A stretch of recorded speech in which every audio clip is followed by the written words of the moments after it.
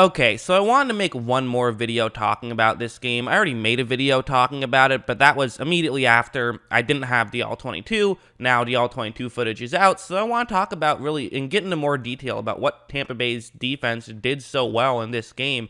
This was certainly a masterclass from Todd Bowles, for the most part. Couple mistakes, but for the most part, it was really good. The first thing is just something like this, and I specifically remember on my podcast, I said that I think Carlton Davis could shut Michael Thomas down in man coverage. I think he's really good at that, and that's pretty much what happened. It wasn't just Carlton Davis, but he was a massive part in it.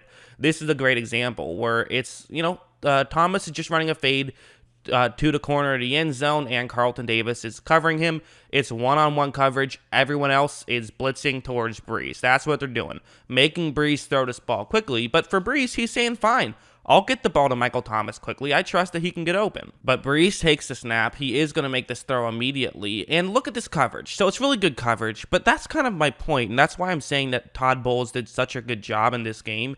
It's because he basically put his players in positions to succeed. He knows, hey, I have a bunch of good man corners who struggle in zone, so let's not play that much zone. And when he sprinkled in zone, it was usually zone with two safeties deep, which is also sort of helping his corners. I think a lot of this season when he played zone, it was cover 3. Now he was playing cover 2 or cover 4. But back to this play, I mean, you see that there is a way this could be a completion, but Michael Thomas is going to have to really make an incredible play, and that's your job as a corner, and that's your job as a defensive coordinator, is really make your opposing offense make great plays consistently, because you can't. No offense in the league can make great plays consistently. You can make a handful of great plays a game, but more often than not, you're not going to make them. Thomas is going to be able to hang on, but largely due to the contact from Davis, he's not able to stay in bounds. And that's just what I think Carlton Davis was able to do all game, was force Michael Thomas to really have no separation and have to make some tough plays,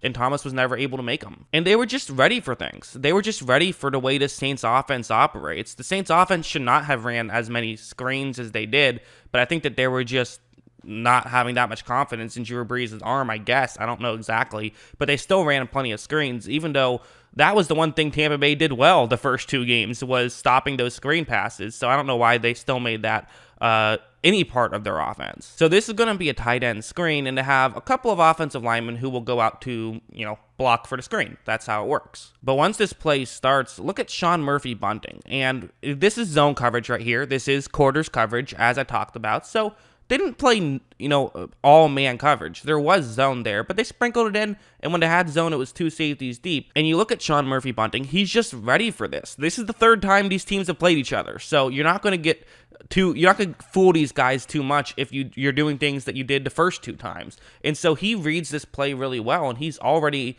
running in to try and cover up the screen when Brees is making the throw. When he's into throwing motion, Sean Murphy bunting is already rushing in. And as you see, he gets past the offensive lineman because he was aware, and also, a cornerback can easily get around offensive linemen. Offensive linemen need a little bit more time to get there. So good play, good awareness, but to me that was probably in the film room more than it was actually just in that moment. Now, it wasn't a perfect day by any means. This one was a bit of a rough one. This is a cover 1 man play. It's cover 1 man blitz.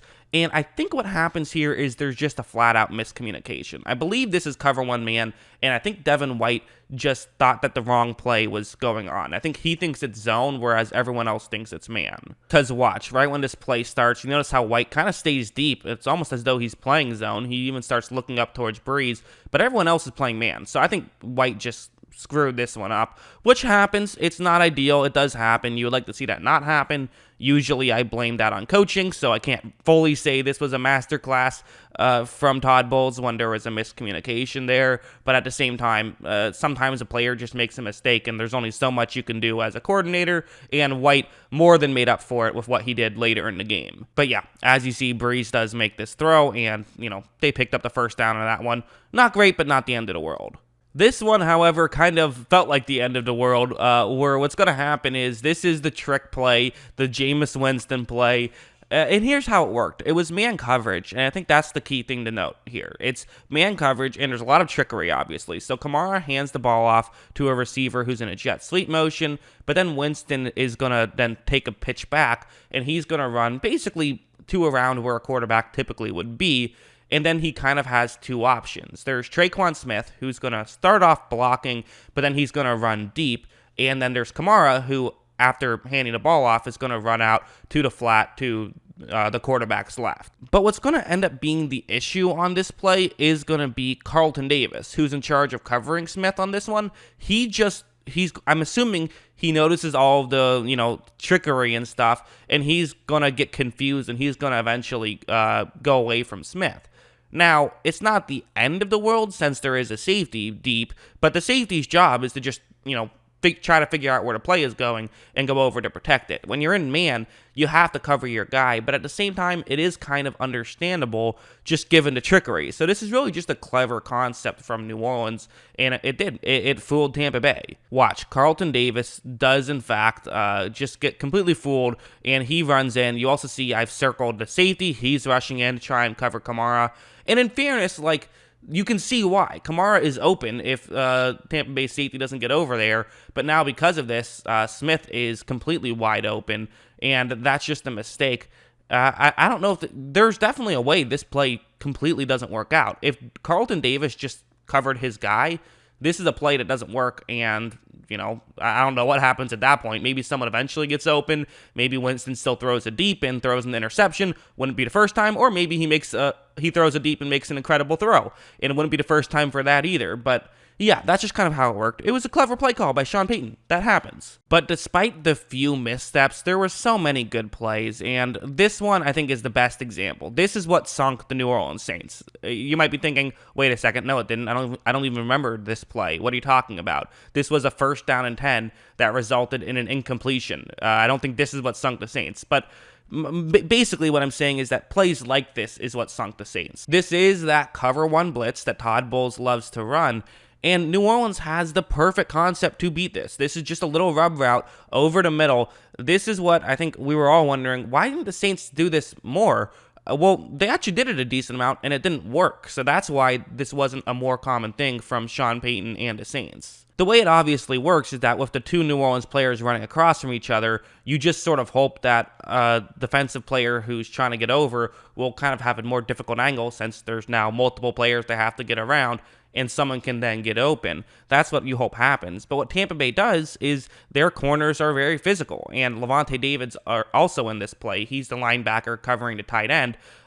So that and a defensive back, those guys are just going to play very physical. Watch, as you see, there's just contact. I mean, especially David. He's just completely pushing right here to the point where this is definitely a roadblock, and it's going to be difficult for Tampa Bay's defensive back to get through, but it's now also difficult for New Orleans' receiver to get through. So you're getting in the way of everybody. That's just great awareness from Levante David. David didn't necessarily have the biggest night on the stat sheet, but he certainly showed up and did a lot of subtle things that made things work. And also, if you look over at Breeze, he's currently under pressure, so he has to make this throw now, but it's just not open. And this is a play designed against this type of coverage, and even that isn't working. Breeze makes the throw anyways, but it just couldn't be complete because of the good defense by Tampa Bay.